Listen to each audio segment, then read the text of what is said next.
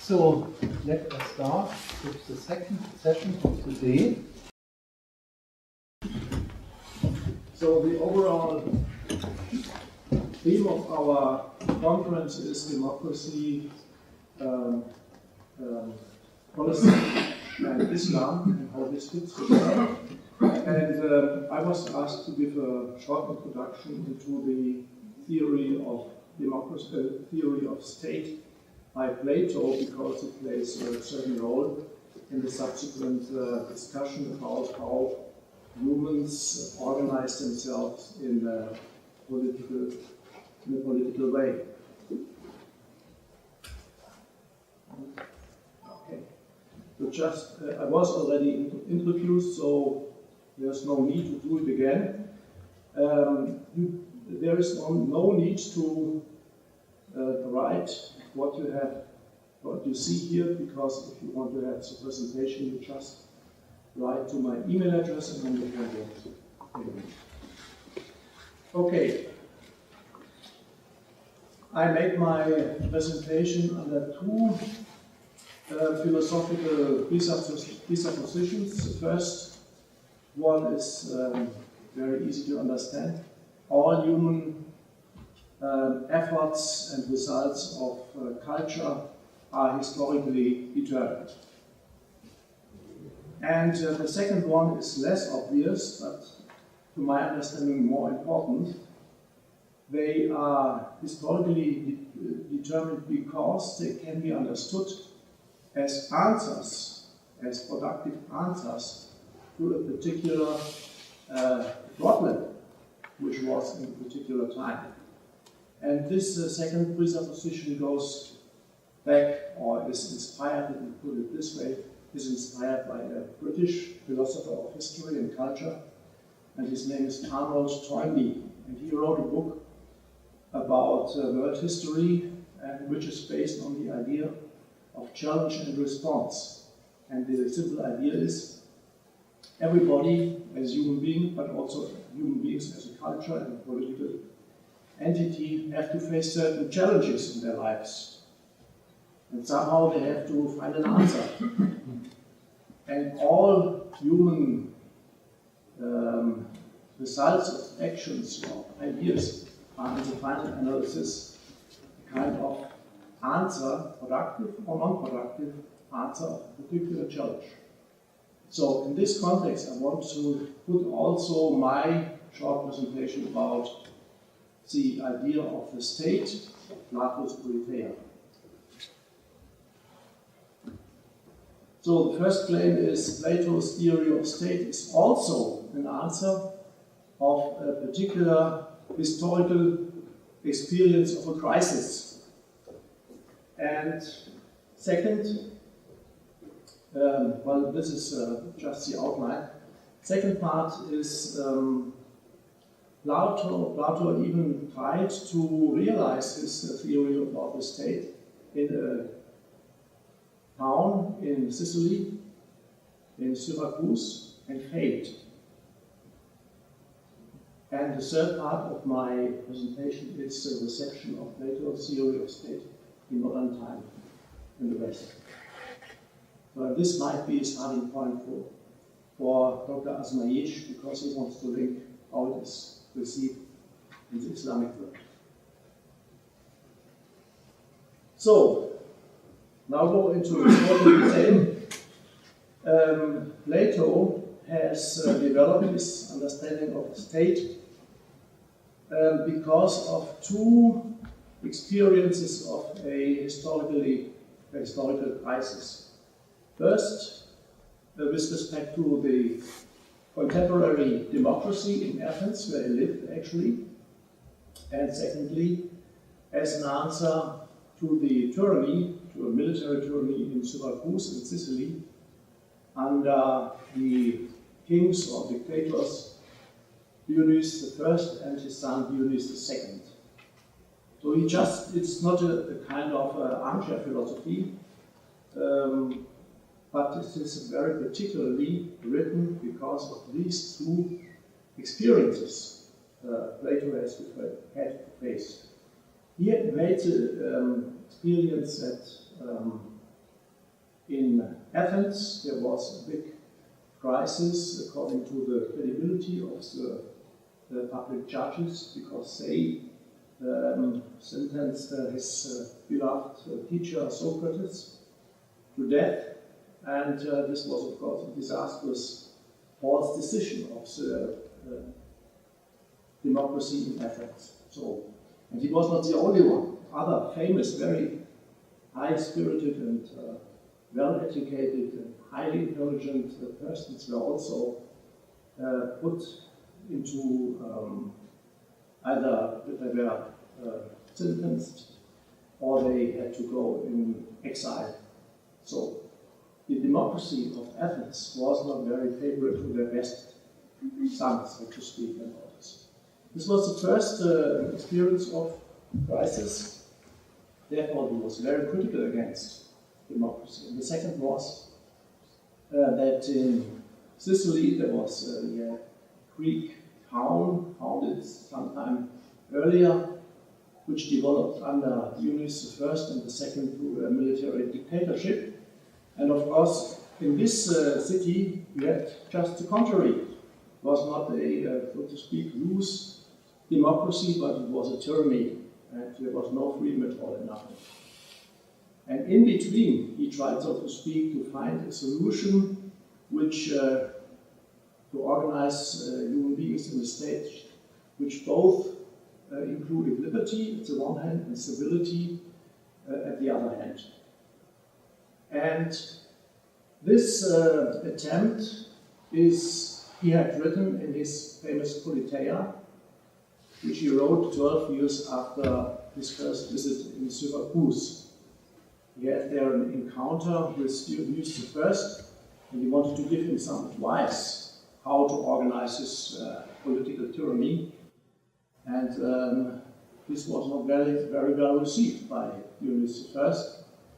And as a result of his talk and his moral recommendation to reshape the state, he was, according to an anecdote, I don't know whether it's true or not, he was sold into slavery.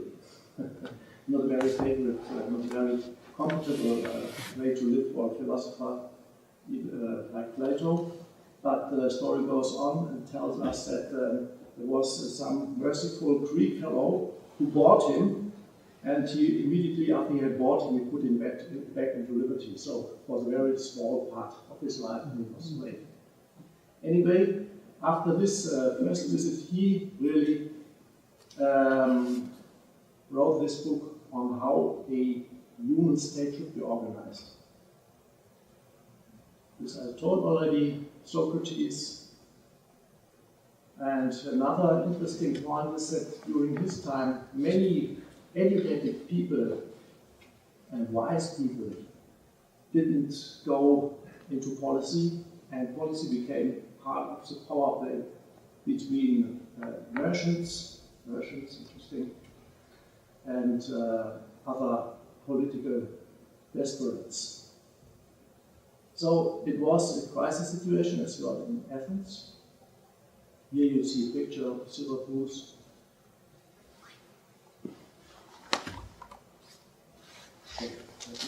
This is interesting. You know Syracuse, for example, also by the story about Archimedes, who fought Syracuse against the Romans by setting their ships by a parabolic mirror on fire. See a picture about that.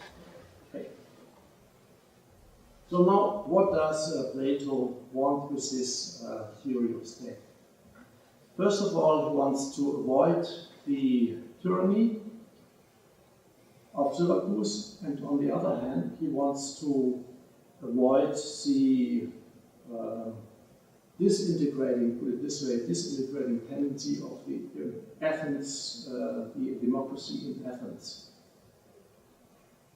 And he does this by formulating two main ideas. First is that he has a basic idea of justice, And the second idea is that this justice is oriented towards the basic structure of the human soul. So there's an analogy at the one hand between the political organization of the state and the other hand on the basic structure of the human soul. And the state is designed in a way that it should mirror the structure of the human soul. This is very, for our understanding, it's very uncommon to think in this way. But in fact, Plato did this because the idea was the human soul and the human person in itself is perfectly organized. And to have a state also perfectly organized, we just have to organize it in an analogous way. That was the idea. So now what is the basic structure of the human soul? You see that Plato designed human beings according to a trichrome structure. Our soul has 3 parts, 3 levels, 3 hierarchies, a low one, a middle one, and a high one. And the lowest part of the soul, you see on the picture, is the part of the appetites, your animal appetites. The second one, which is a little bit higher, one would understand as bravery in a military way, but also as a courage. And the highest one is reason or wisdom. And also these 3 parts of the human soul are related to certain parts of the body, as you see. The appetites are the lower part, the courage and bravery is in the middle part, Christ and so on. The highest, of course, rationality is in the head. Now, every human being has these 3 levels. Now, what is the goal of the human being?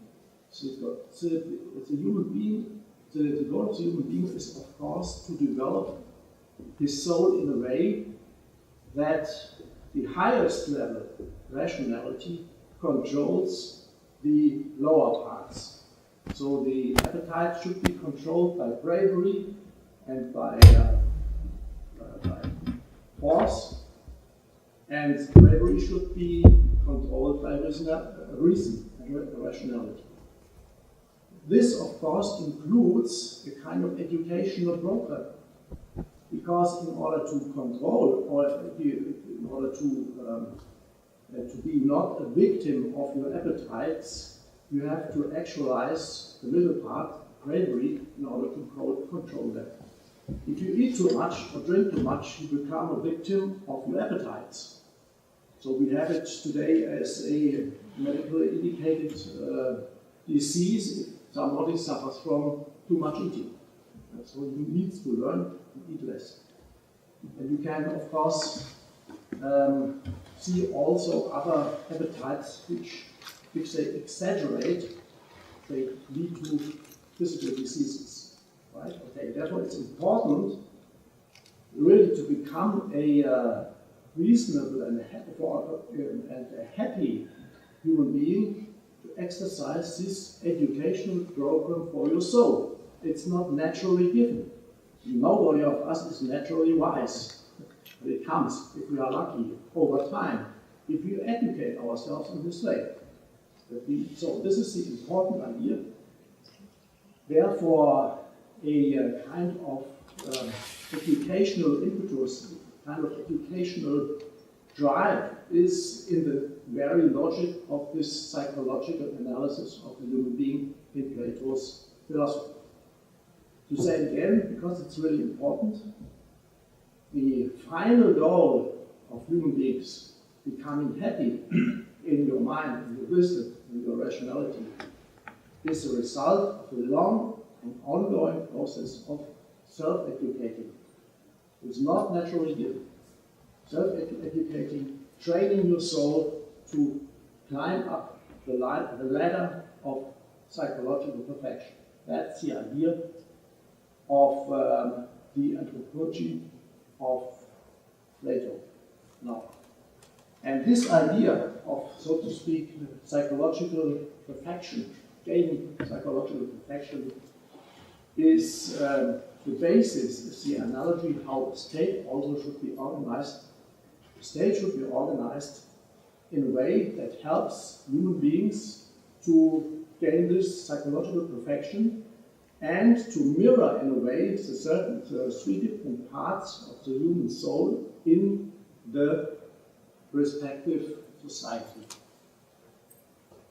So now I said that the highest goal one should achieve is to get control of all lower parts of the human soul by personality. This is not that easy, as we all know, and you can see it.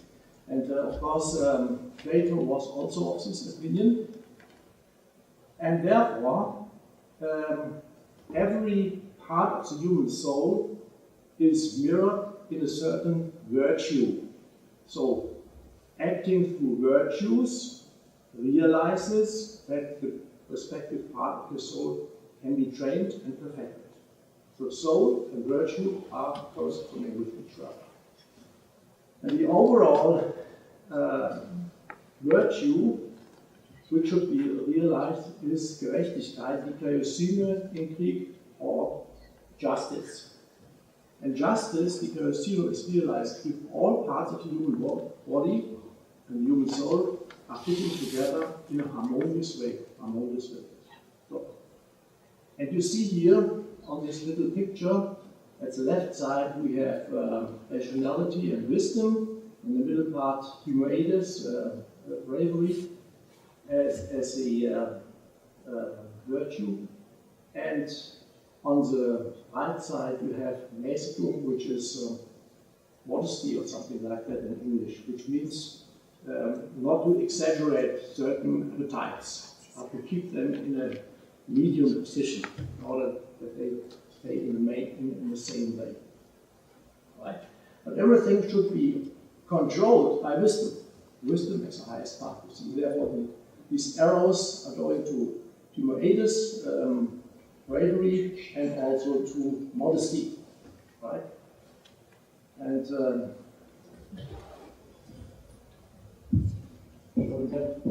here at the lower part, you see here you see the virtues.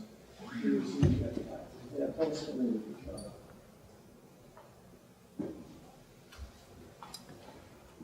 So here it's again virtues and the structure of the soul and also the structure of the body are corresponding with each other.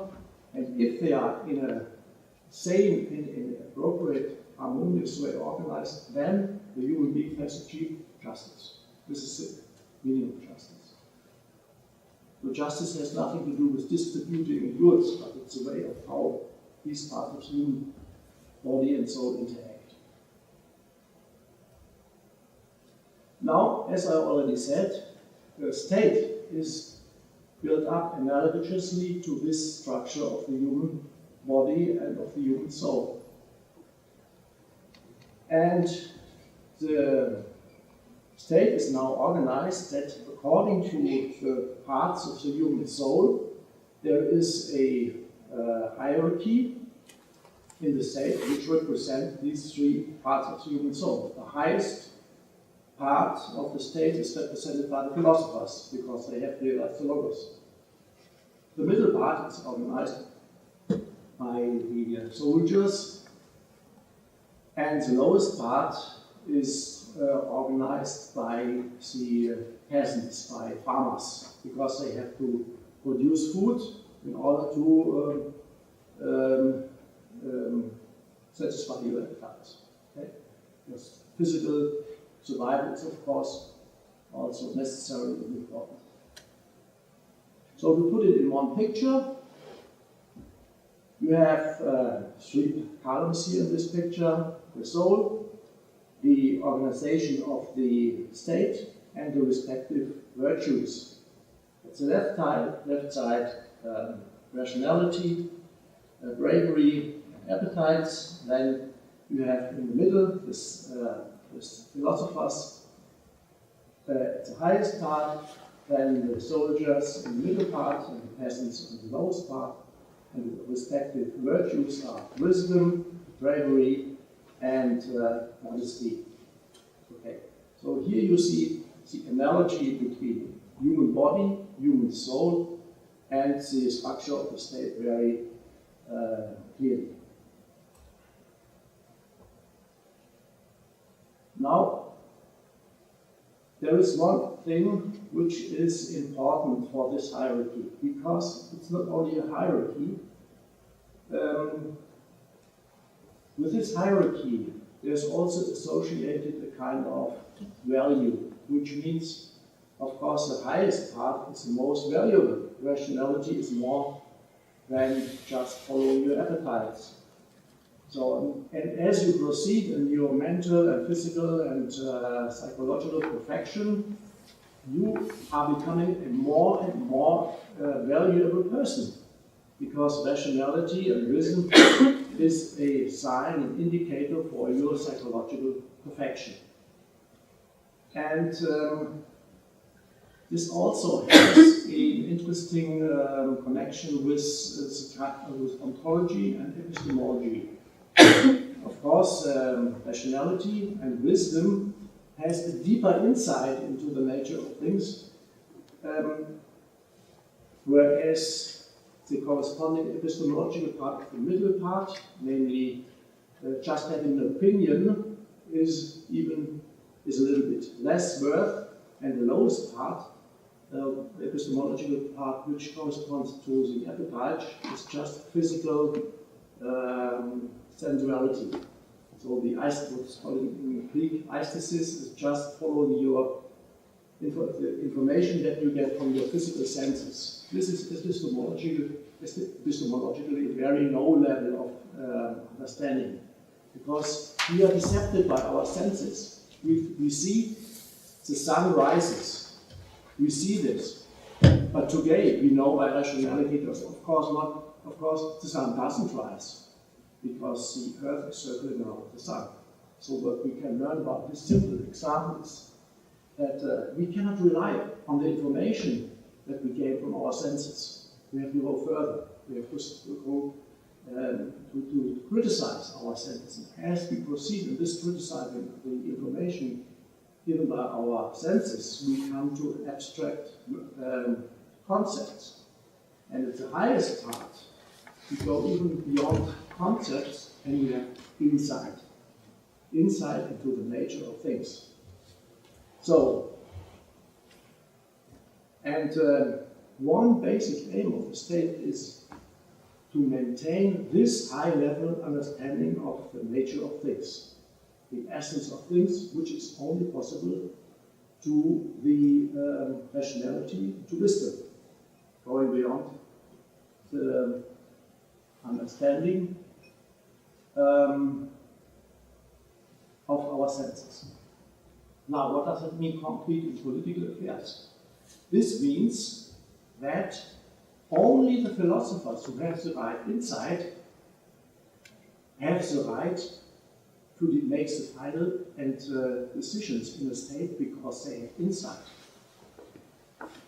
Why? This is due to Plato's basic understanding that right acting must be based on insight.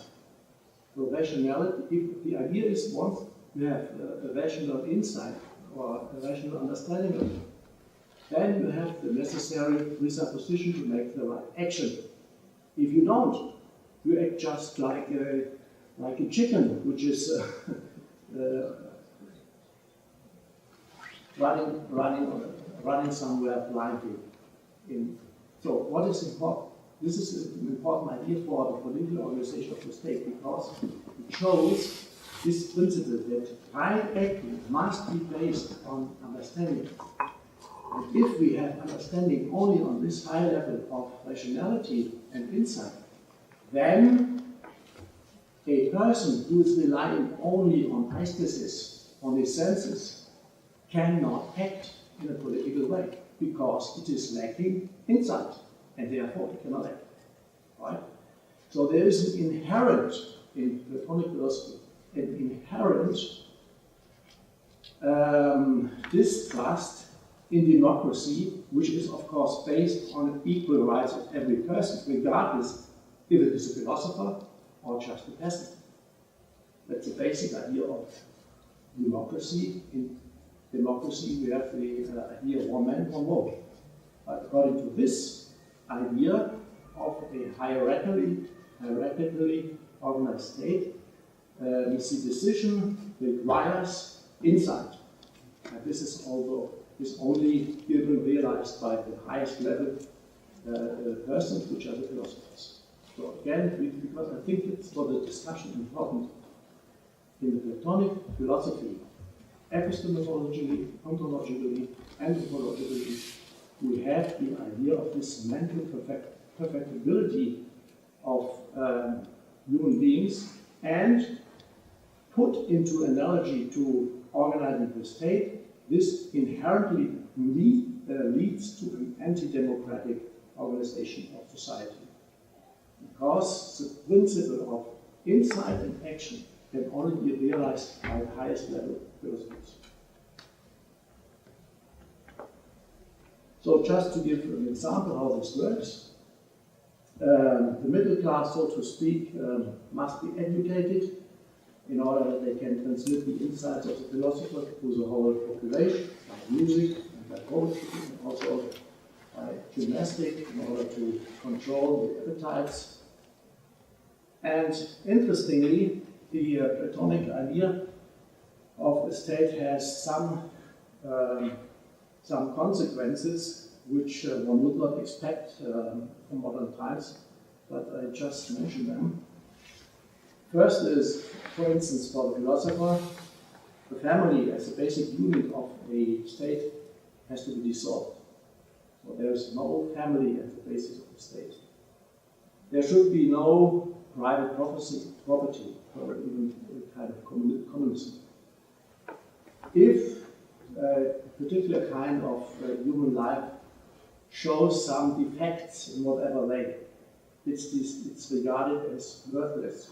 So Plato even demanded that it should be killed. The fourth part is a highly selective educational process. Only the best can survive in this hard training system.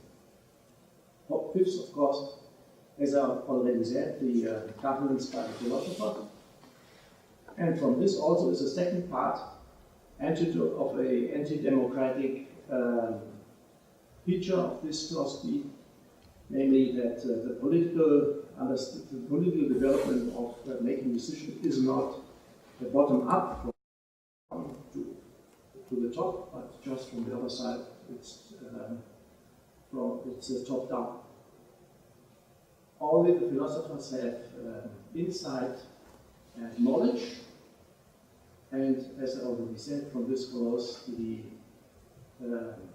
fight against democracy.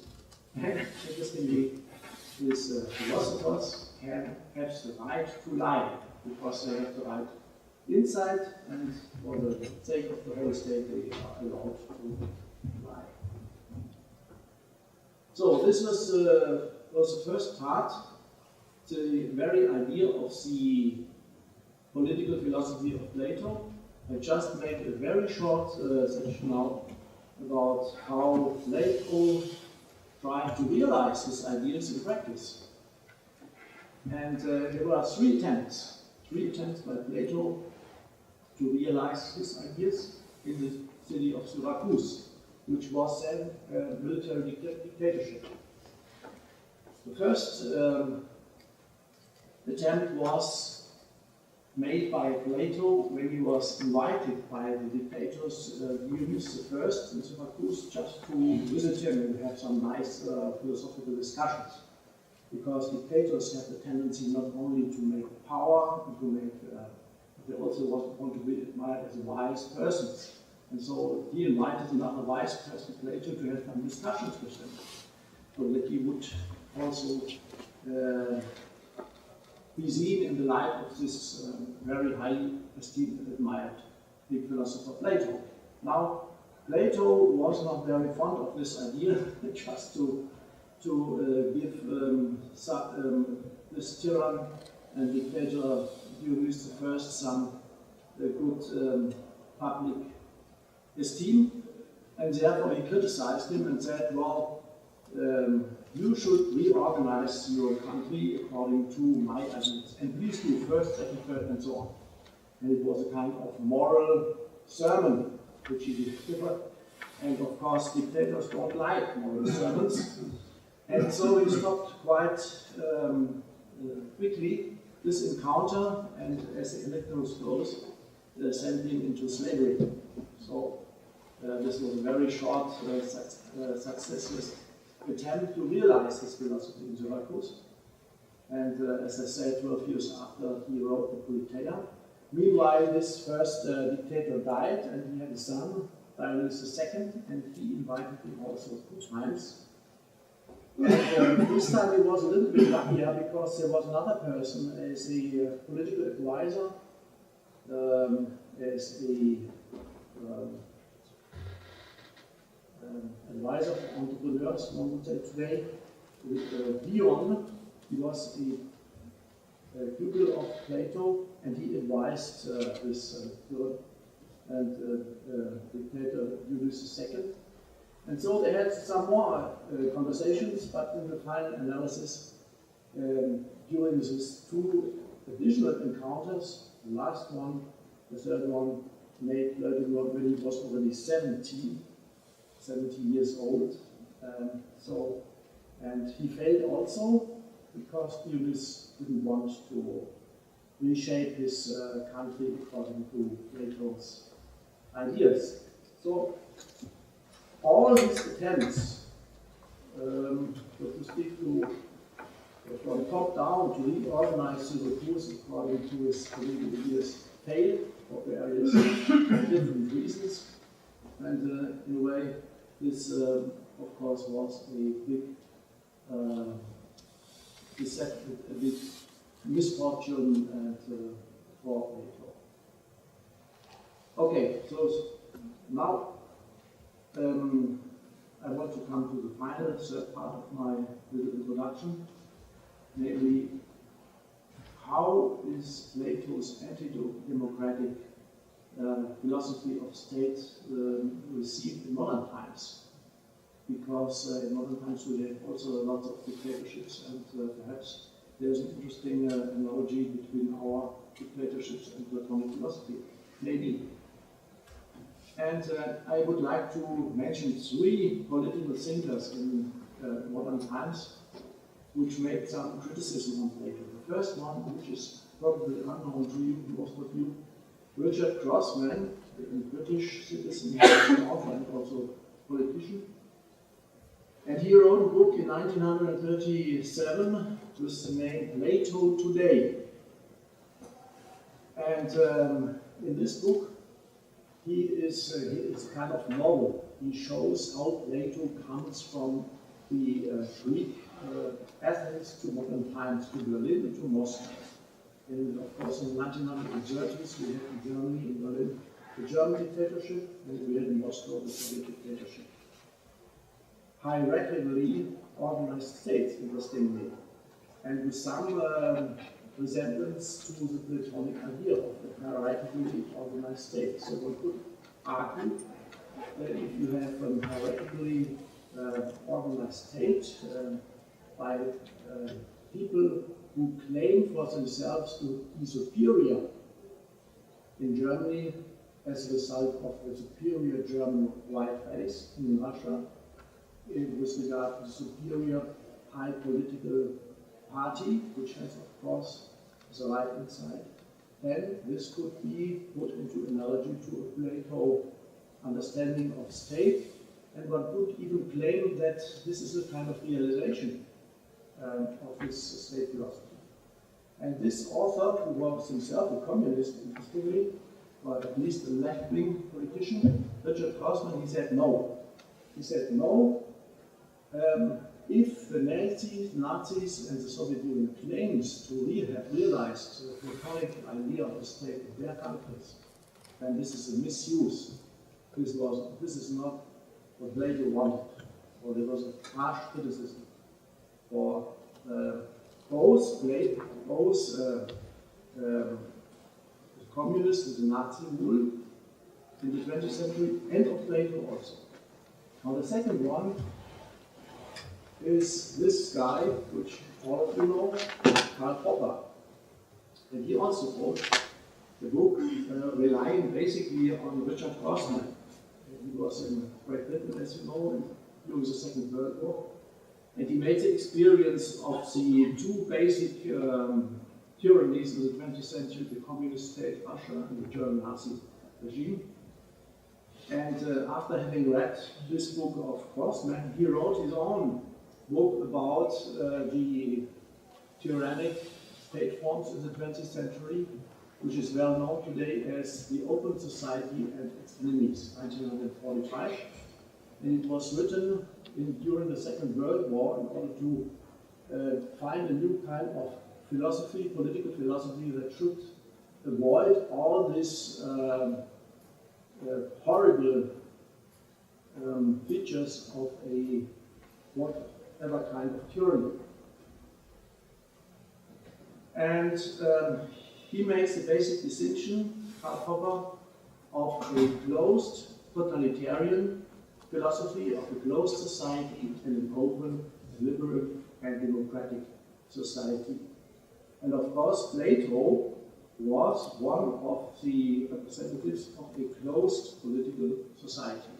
Therefore, it must be criticized, which is interesting for a philosopher to criticize Plato in this way. So, and now there's an interesting distinction which is drawn by Popper. He says a closed society of a closed tribal society like Plato's is oriented towards organistic thinking in harmony. So the idea of an organism which is working in harmony is basic for thinking in closed societies. It's very interesting. And if you know a little bit about political philosophy of the Nazis, well, for instance, Ottmar Spang, great admirer of Meister Eckhart, he developed a kind of philosophy, state philosophy, which is very similar to what Plato said and what Popper criticized. So this thinking in organismic and harmony in political terms is, according to Popper, dangerous because it can lead into such a closed society and thus dictatorship.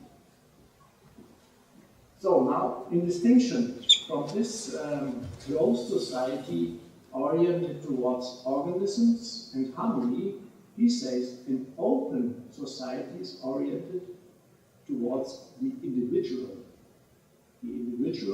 and the interests of this individual and the ideas and the lifeblood of these ideas.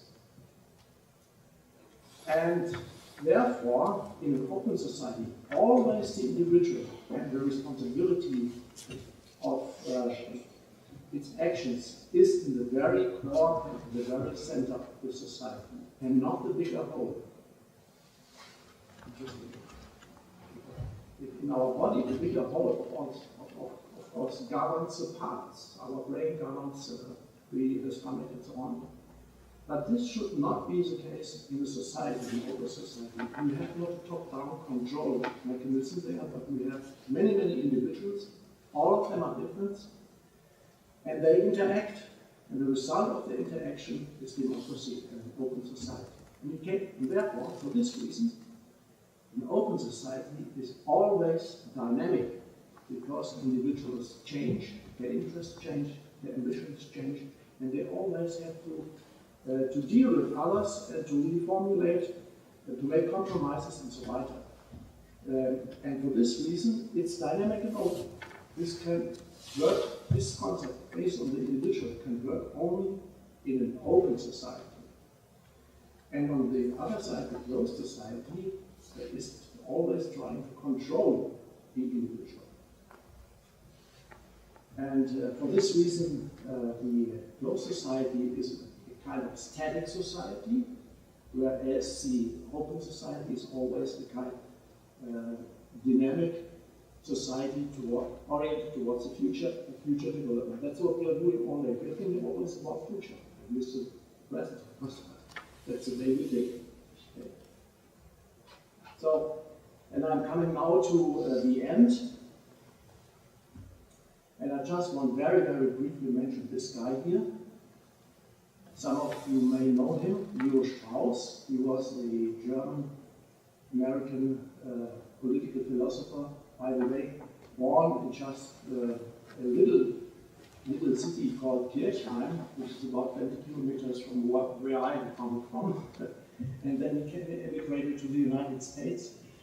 And he studied in Marburg, 20 kilometers from Gießen, where I come from. And then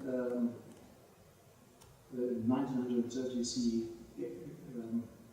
immigrated to the United States. And in the United States he became a very important and very influential political philosopher, and with some impact on the neocon political movement in the United States. So a lot of neocon political philosophers come from this school. Now, what he says, in contradistinction to Popper, well, Plato to some way is not that bad. Why? Because he has the idea, an interesting idea, which is superior to democracy. And the idea is the perfection of the individual. And that is what we are lacking in democracy. Everything is equal. Everybody is equal, regardless if you're a high-level philosopher or working somewhere in a factory. It doesn't make any difference. One man, one vote.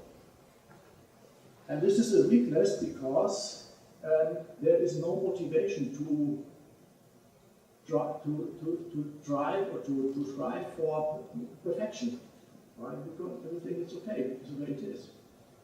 And this can lead in the final analysis to a kind of internal collapse of democracy, if, so to speak, the majority of appetite-driven people gain power.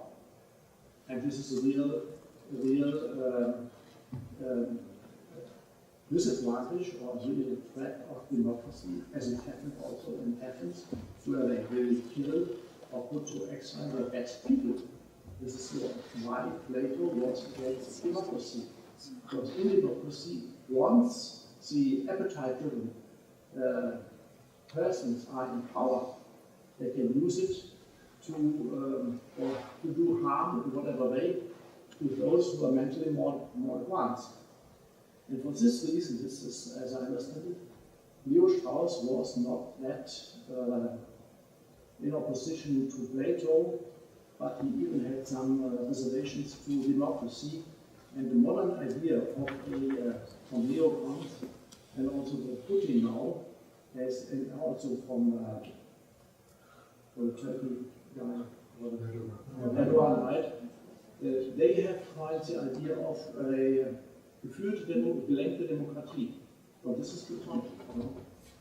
From an idea, whether it's correct or not, it's another question, but it's some way similar, and it has its history from the criticism of Strauss on democracy based on the Platonic understanding.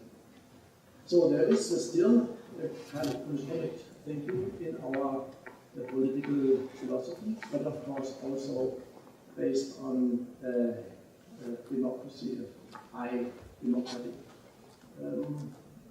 development, and we are now in a situation where within the Western tradition we have a crisis of democracy. We just have to see at the last election. But on the other side, we have the Islamic world, which is striving to find their own solutions in a political way. And we have seen how Plato played its role in our tradition, and we are now going to hear which role it played in the Islamic world. So that was my short introduction, and I thank you very much for your patience and for your attentiveness.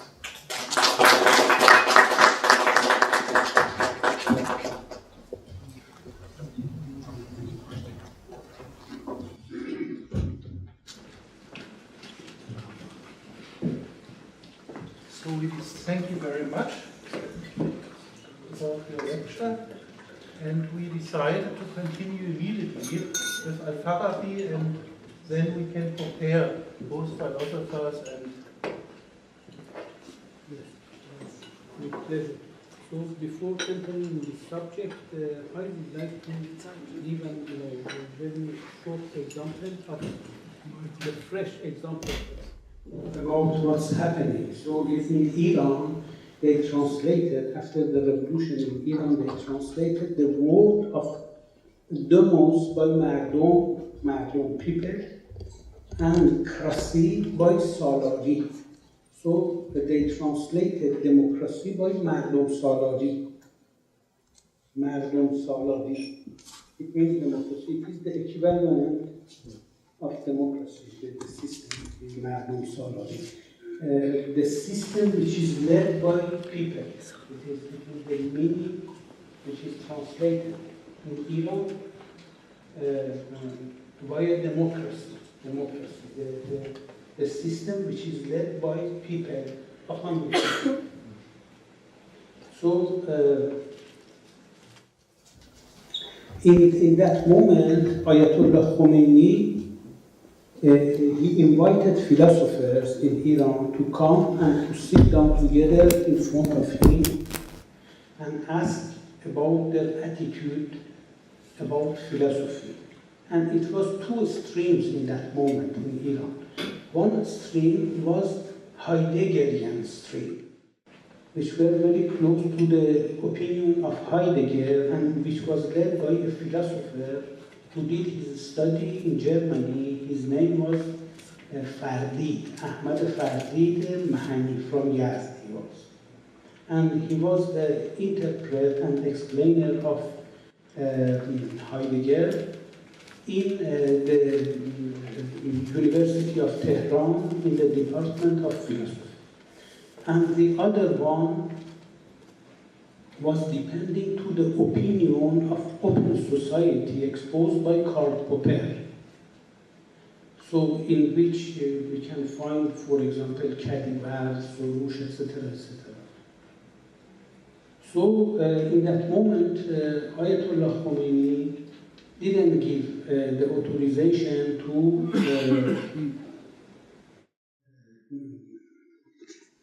Ahmad Fardid and the students of Ahmad Fardid to do the cultural revolution, because Ayatollah Khomeini, in 1 year after the revolution, he ordered to close all of the universities in Iran and ordered to do the cultural revolution, like Mao Zedong.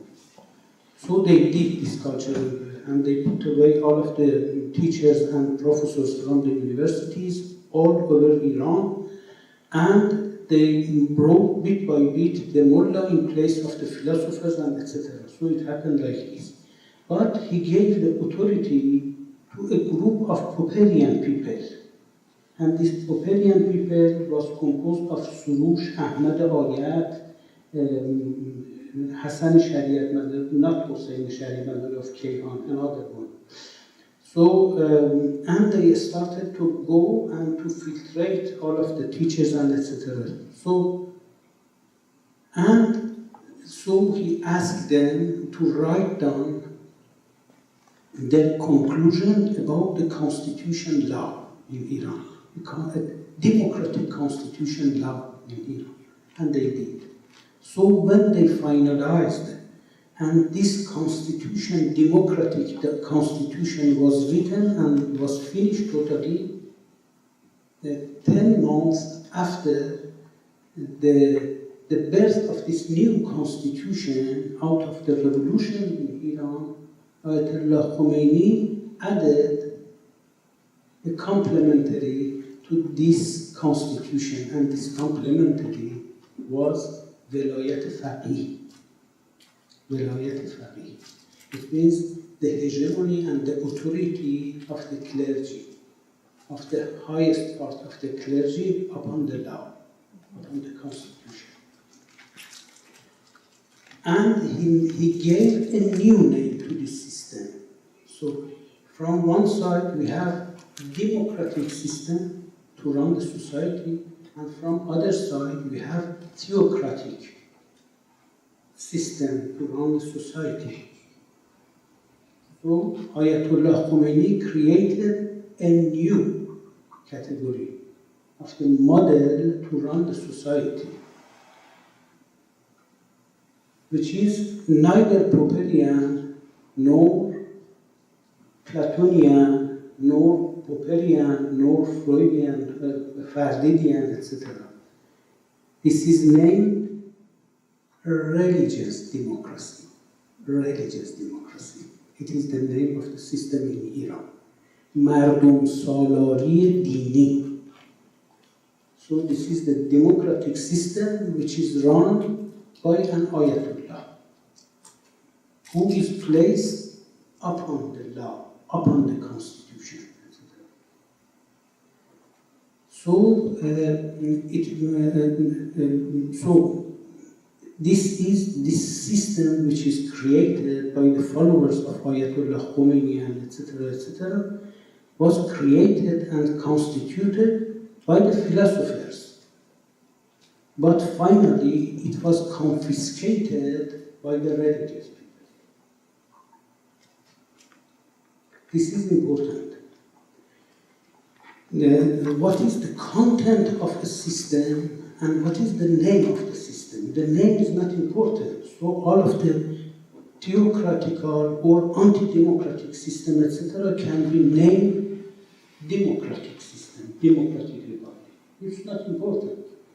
That honestly, the only honest person was Lenin, who told we have nothing to do with democracy. We would like to create the dictatorship of proletariat against democracy. So he was very honest. It was the dictatorship.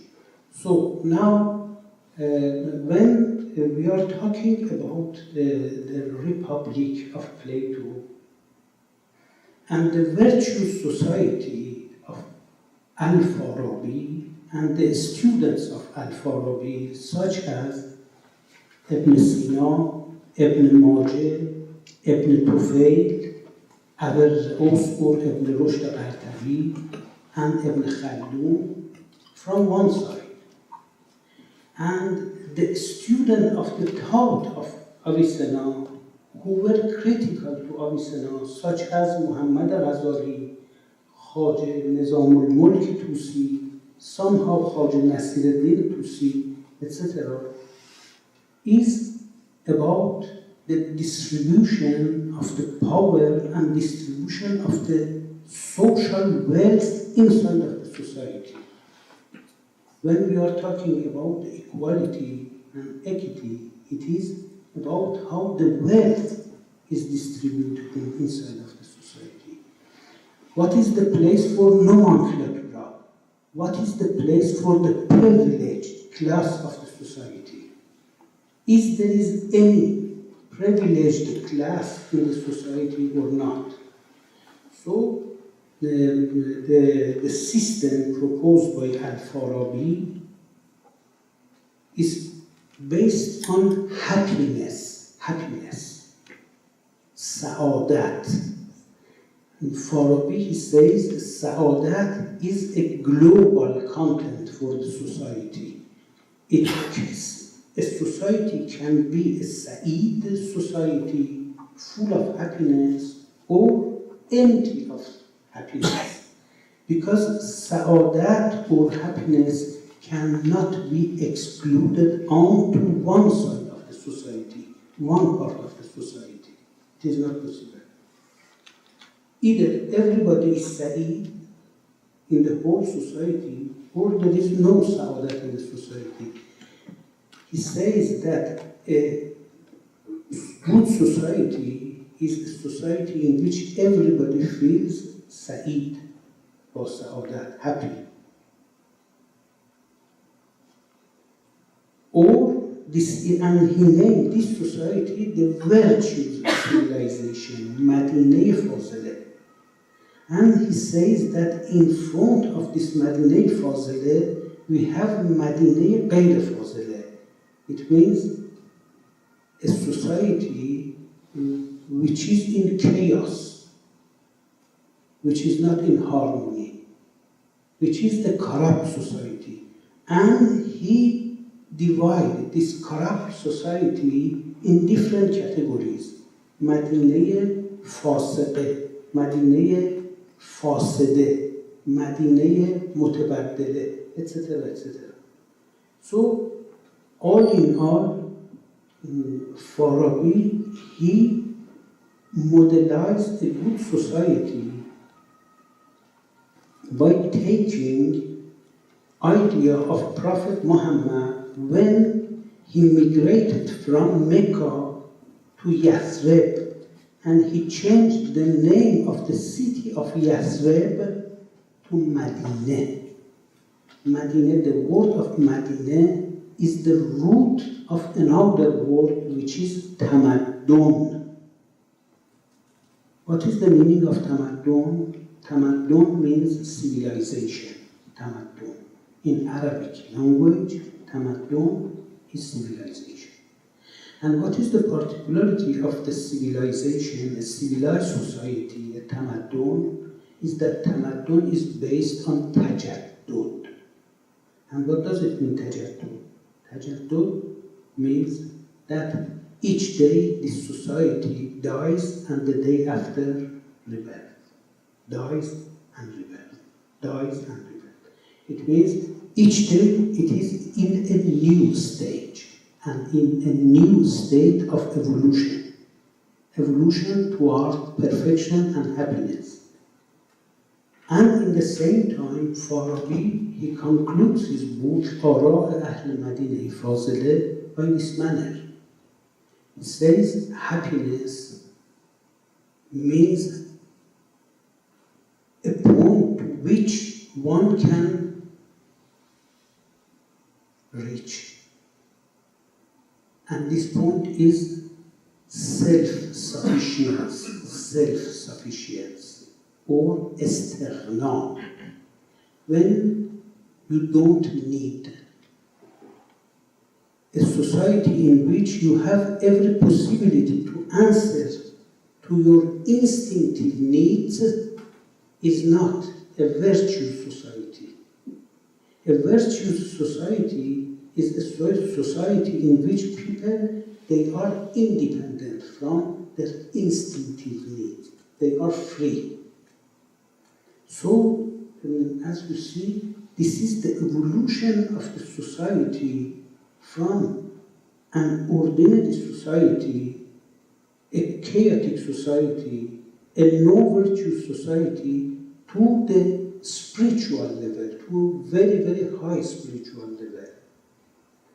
This is the opinion of Al-Farabi. And the critique that Al-Ghazali and etc. they do upon this model of society, they say that this society, because in reality in the society, different people, and the majority of them, they are people who are living in a level of those who are very, very busy by answering positively to their instinctive needs, like realizing their carnal desires, well eating, well drinking, well sleeping, etc., etc., etc. And they are the majority of the inhabitants of the city. For this reason, they need to be led by those who are able to show them the good way to the perfection. And these are people who know very well the religious values. So finally, according to Al-Ghazali, etc., the highest hierarchy, highest part of the religious hierarchy, is the most important part of the society to lead to the society. And for this reason, this society, the model of the society, exposed by Al-Ghazali and Khaja Nizam al-Mulk Tusi and etc., is a society which is absolutely a tyrannic religious system. And it is against the teaching of Prophet Muhammad inside of the Quran, according to the verses of the Quran, because according to the verses of the Quran, several times you read in the Quran, it is written that you are not, it is not up to you to force people to do this or that. Just you are there to advise people and to let them to choose the way in which they would like to run their lifestyle. It is absolutely contrary of the opinion of the religious people who are involved with the politics as well. The main book of Al-Farabi is Ara'i Ahl Madineh Fazileh, the opinion of the inhabitant of a virtuous society. And this is in the continuity of the Iranian system which pre-existed in the Sassanid period, and the book which was attributed to people such as Buzurgmer and other vizier of the Sassanid kings, which is very famous under the name of Nameh Tansar, and the Wills of Buzurgmer Wazir, translated by Ferdowsi in Farsi and integrated inside of Shahnameh. It is a dictatorship which was dominated Iran for 5 centuries in the Sassanid period. From the Kartir, the head of the Zoroastrian Mubad, to the end of that Sassanid period, etc. It was the continuity. So, the model of the society, which was born in Medina in presence of Prophet Muhammad, was the coexistence between different communities, such as Christian community, Jewish community, Muslim community, pagan community, etc., who were coexisting with each other, regardless their religion, their opinion, and whatever else. This model was only based in the time of Prophet Muhammad and destroyed after the apparition of the Umayyad dynasty, followed by the Abbasid dynasty. So Al-Farabi was living in that period, the period of Abbasid dynasty, and he was critical to them. For this reason, he wrote that book, Ara'i Ahl Madineh Fazileh. The rest of this expose, we can develop the idea of the rest of this expose in question and answer, in dialogue. Thank you.